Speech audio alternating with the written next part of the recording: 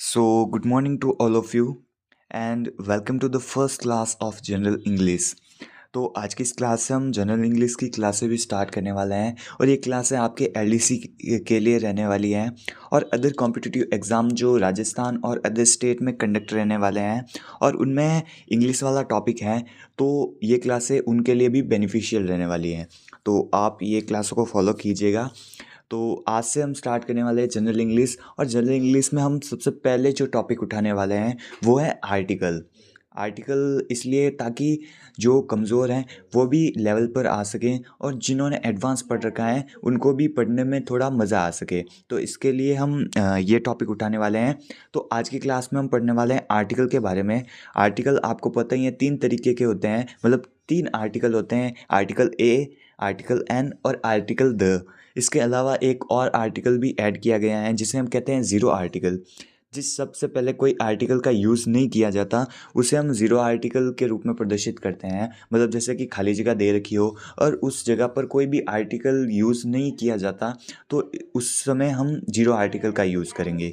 अब आर्टिकल 2 प्रकार के होते हैं, एक होता है डेफिनेट आर्टिकल और एक होता है इनडेफिनेट आर्टिकल। इन दोनों आर्टिकलों में अंतर क्या क्या है? तो जो डेफिनेट आर्टिकल हैं वो अ, वो पर्टिकुलर नाउन या फिर निश्चित संज्ञा के रूप में यूज़ किया जाता है। जो अपना डेफिनेट आर्टिकल है उसका यूज़ सिर्फ निश्चित संज्ञा या फिर पर्टिकुलर नाउन के रूप में नाउन के पहले यूज़ होता है। और जो इनडेफिनेट आर्टिकल होते हैं उनका यूज़ अननोन नाउन या फिर अनिश्चित संज्ञा के पहले यूज़ होता है। अब डेफिनेट आर्टिकल है कौन सा? तो डेफिनेट आर्टिकल एक आर्टिकल है जिसका नाम है द, और इनडेफिनेट आर्टिकल दो हैं, आर्टिकल ए और आर्टिकल एन। ये जो डेफिनेट आर्टिकल हैं वो सिंगल काउंटेबल नाउन या फिर एकवचन संज्ञा के साथ में भी यूज़ होता है और बहुवचन संज्ञा के साथ में भी यूज़ होता है। परंतु जो इंडेफिनेट आर्टिकल हैं वो केवल एकवचन संज्ञा या फिर सिंगुलर काउंटेबल नाउन के साथ ही यूज़ होता है। इसका जो आर्टिकल ए या एन है या फिर जिसे हम इंडेफिनेट आर्टिकल कहते हैं उनका यूज़ बहुवचन संज्ञाओं के आगे नहीं होता। तो ये आपको याद रखना है इनके बारे में अंतर। अब हम पढ़ेंगे हाउ टू यूज़ आर्टिकल, मतलब हमें आर्टिकल का यूज़ किस प्रकार से करना है। तो आपको पता ही होगा कि आर्टिकल का यूज़ नाउन से पहले होता है। अगर नाउन की विशेषता दे रखी हो या फिर नाउन के पहले एडजेक्टिव दे रखा हो तो एडजेक्टिव से पहले आर्टिकल का यूज़ होता है। और अगर एडजेक्टिव के साथ एडवर्ब भी दे रखा हो तो नाउन के पहले एडजेक्टिव लगेगा और एडजेक्टिव के बाद एडवर्ब लगेगा और एडवर्ब के बाद आर्टिकल लगेगा। जैसे कि इसके एग्जाम्पल भी दे रखे हैं। जैसे कि नॉर्मली हम नाउन के पहले आर्टिकल का यूज़ करते हैं, जैसे कि a boy, a man, a girl. तो उसी प्रकार अगर नाउन का एडजेक्टिव या फिर संज्ञा का विशेषण दे रखा हो तो उसमें उस सिचुएशन में हम एडजेक्टिव से पहले आर्टिकल का यूज़ करेंगे। जैसे कि a tall boy, a beautiful girl, A handsome man. इस प्रकार हम एडजेक्टिव के पहले आर्टिकल का यूज़ करेंगे। उसके बाद अगर एडजेक्टिव के साथ एडवर्ब भी दे रखा हो, मतलब क्रिया के साथ विशेषण के साथ विशेष्य भी दे रखा हो, तो इस सिचुएशन में हम आर्टिकल का यूज़ एडवर्ब से पहले करेंगे। जैसे कि a very tall boy, a very beautiful girl, a very handsome man. इस प्रकार हम एग्जेक्टिव के बाद अगर एडवर्ब भी दे रखा हो तो एडवर्ब से पहले हम आर्टिकल का यूज़ करेंगे। ये हमने देख लिया। उसके बाद नोट लगाकर एक बात लिखी गई है कि एडवर्ब के बाद यदि किसी नाउन का यूज़ नहीं हो रखा हो तो आर्टिकल नहीं आएगा। जैसे कि यही लिखा गया है कि सी इज़ ब्यूटीफुल, तो इसमें सी इज़ ए ब्यूटीफुल गर्ल, मतलब सी इज़ ब्यूटीफुल लिखा गया है, तो इसमें ये एडजेक्टिव तो है परंतु एडजेक्टिव के बाद में किसी नाउन का यूज़ नहीं किया गया है, तो इस कारण हम किसी भी आर्टिकल का यूज़ यहाँ पर नहीं करेंगे। और यही वर्ड अगर ऐसा होता कि सी इज़ खाली जगह ब्यूटीफुल गर्ल, तो यहाँ पर एग्जेक्टिव तो आ गया और उसके बाद नाउन भी आ गया, तो इस कारण हम एग्जेक्टिव के बाद आर्टिकल ए का यूज़ करेंगे। तो वर्ड हो गया सी इज़ ए ब्यूटीफुल गर्ल। तो हमने अभी तक क्या देखा? अभी तक हमने आर्टिकल के बारे में देखा कि आर्टिकल 4 प्रकार के होते हैं, आर्टिकल ए, एन, द और आर्टिकल ज़ीरो। आर्टिकल 2 प्रकार के होते हैं, एक तो होता है डेफिनेट आर्टिकल और एक होता है indefinite article. Definite article the होता है और इनडेफिनेट आर्टिकल दो होते हैं, आर्टिकल ए और आर्टिकल एन। उसके बाद हमने देखा कि आर्टिकल का यूज़ कैसे करते हैं। अगर आर्टिकल के नाउन के पहले आर्टिकल लगाते हैं। अगर नाउन का एडजेक्टिव दे रखा हो तो एडजेक्टिव से पहले हम आर्टिकल लगाते हैं, और एडजेक्टिव के बाद अगर एडवर्ब भी दे रखा हो तो हम आर्टिकल एडवर्ब के पहले लगाते हैं। तो ये हो गया। अब हम देखते हैं यूजेस ऑफ द। सबसे पहले हम डेफिनेट आर्टिकल के बारे में पढ़ेंगे, और डेफिनेट आर्टिकल में हम आर्टिकल द के बारे में जानना स्टार्ट करेंगे कि आर्टिकल द का यूज़ कहाँ कहाँ पर किया जाता है। तो इसका सबसे पहला रूल है, कम से कम 22-23 रूल हैं, उनमें से हम एक एक रूल लेकर पढ़ेंगे, जो कि ये बुकिश वे में नहीं पढ़ेंगे, हम नॉर्मली पढ़ेंगे। मतलब ऐसा रूल पढ़ेंगे जो कि किसी बुक में नहीं दे रखा हो, परंतु आपके जब एग्ज़ाम होगा तो ये रूल्स बहुत काम आएंगे। तो ये 22-23 रूल हैं जो आपको याद करना है। सबसे पहले यूजेस ऑफ द के रूल में हम सबसे पहले पढ़ेंगे रूल नंबर फर्स्ट, जिसे हम कहते हैं सुपरलेटिव डिग्री का नियम। सुपरलेटिव डिग्री क्या होती हैं? तो जब एडजेक्टिव दिया जाता है तो एडजेक्टिव की 3 डिग्रियाँ होती हैं। सबसे पहले होती है पॉजिटिव डिग्री, उसके बाद होती है कंपैरेटिव डिग्री, और उसके बाद होती है सुपरलेटिव डिग्री।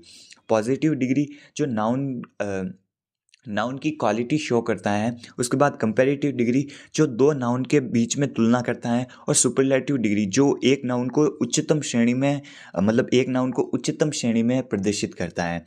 जैसे कि हो गया टॉल। तो टॉल तो ये किसी भी नाउन की क्वालिटी शो करता है, या फिर विशेषण संज्ञा का विशेषण है टॉल।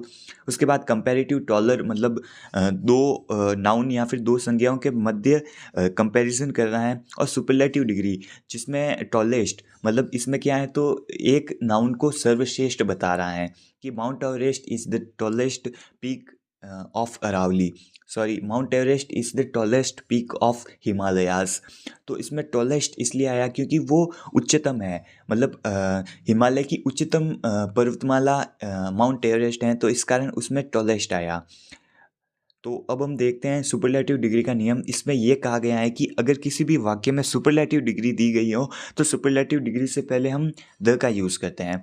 जैसे Shyam is the tallest boy in the class, तो इसमें सुपरलेटिव डिग्री आ गई, तो सुपरलेटिव के डिग्री के पहले हम द का यूज़ करते हैं। उसके बाद नेक्स्ट जैसे कि इसमें एग्जाम्पल भी दे रखा है कि सी is the tallest boy in the class, तो ये टॉलेस्ट हमारा एडजेक्टिव हो गया, और इसकी डिग्री सुपरलेटिव डिग्री हो गई, और एडजेक्टिव के बाद नाउन भी आ गया, तो इस कारण हम सुपरलेटिव डिग्री से पहले द का यूज़ करते हैं। उसके बाद इसमें भी यही वाक्य आ गया कि सी is the most intelligent girl in the family, तो ये मोस्ट एडजेक्टिव हैं जो कि सुपरलेटिव डिग्री का एडजेक्टिव है, तो इस कारण हम इसमें द का यूज़ करते हैं इससे पहले।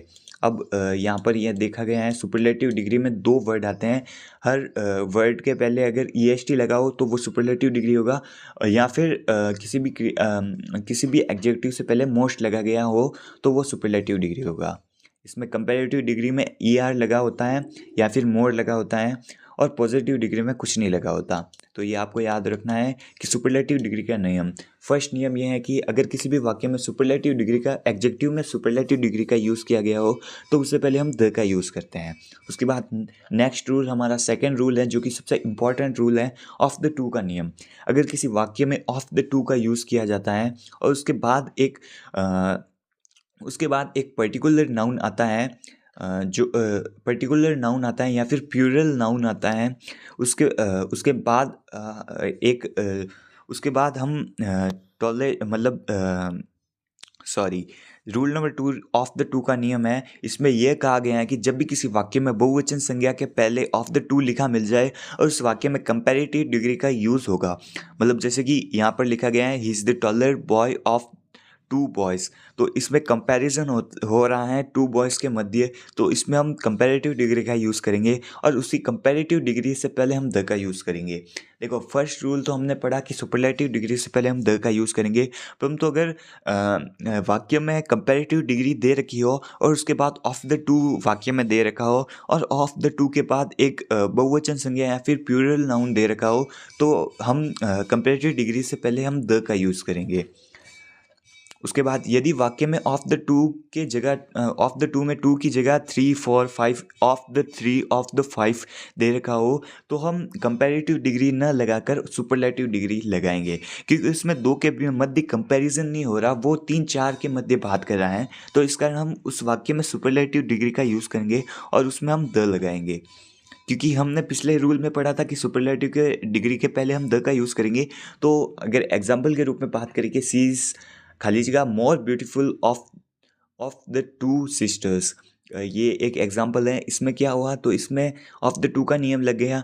ऑफ द टू के बाद एक प्लूरल नाउन या फिर बहुवचन संज्ञा भी आ गई, और ऑफ द टू के पहले हम कंपैरेटिव डिग्री का यूज़ करेंगे, तो कंपैरेटिव डिग्री का यूज़ भी हो गया, तो इस कारण हम द का यूज़ करेंगे। उसके बाद नेक्स्ट रूल है पैरेलल कंस्ट्रक्शन का नियम या फिर समानांतर अनुपात का नियम।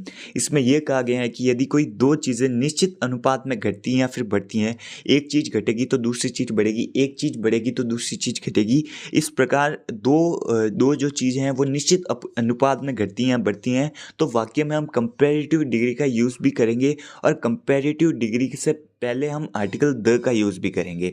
जैसे कि the higher we go the cooler we feel, मतलब जितना हम ऊपर जाएंगे उतना हमें ठंडा लगेगा। तो एक चीज़ बढ़ रही है और एक चीज़ घट रही है, टेम्परेचर घट रहा है और ऊंचाई बढ़ रही है, तो इस कारण हम यहाँ पर कंपैरेटिव डिग्री होने के बाद भी हम द का यूज़ करेंगे।